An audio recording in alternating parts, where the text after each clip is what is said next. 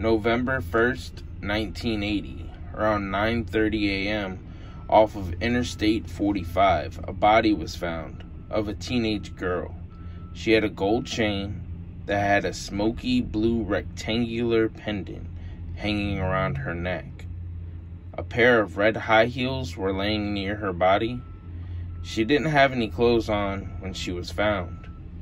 Eyewitnesses told the police they had seen the teen at an N-Golf gas station and a hitch and post truck stop. She was also seen wearing a white knit sweater, yellow pullover, and blue jeans. This was on October 31st, 1980, which is Halloween night. Also, the witnesses say that the girl was carrying red high heels with her, and she had asked directions to get to a nearby prison called Ellis Prison Farm. That is the only things that anybody knew about the girl. The next morning was when Walker County Jane Doe was found dead, brutally murdered, and she was also sexually assaulted. For over 40 years, law enforcement, the locals in the area, and people that stumbled across Walker County Jane Doe's case, it threw their mind for a loop on who did this horrible crime and who she was and where she was from.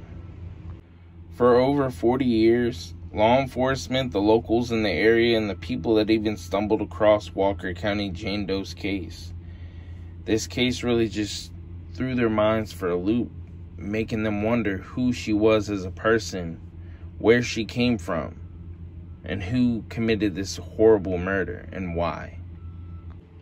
This all changed when her DNA was submitted in 2020.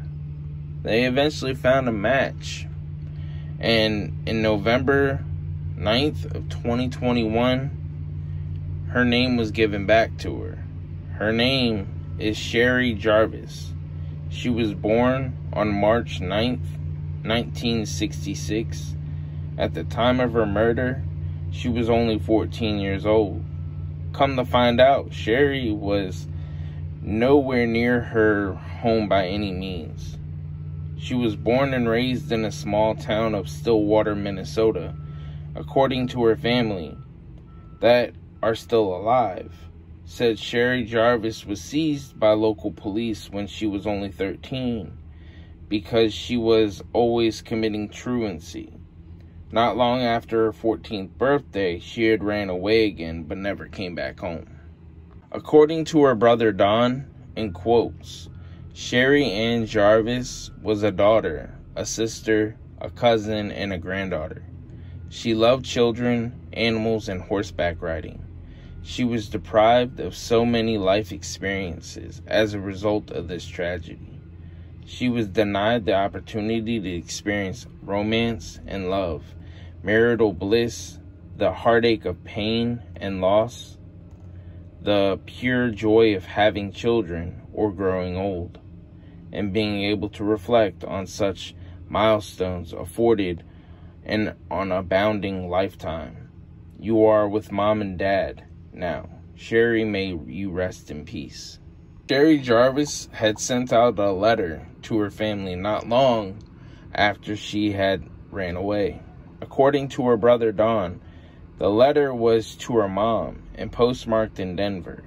In this letter, Sherri mentioned that she would get in contact with her family sometime between her 18th and 21st birthdays.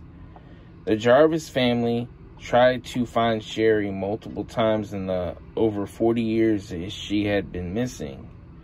They even went as far as to hire a private investigator, also keeping their home phone number the same, thinking maybe one day Sherri would call, but that never happened. Now that Sherri Jarvis finally has her name back, Detective Bean has said, in quotes, "Now we are going to get into finding out who did this to her. That's going to be one of the things that I'm looking forward to in finishing out my career," end quote. If you have any tips or information on this case, you can contact the Walker County Sheriff's Office at 936-435-2688.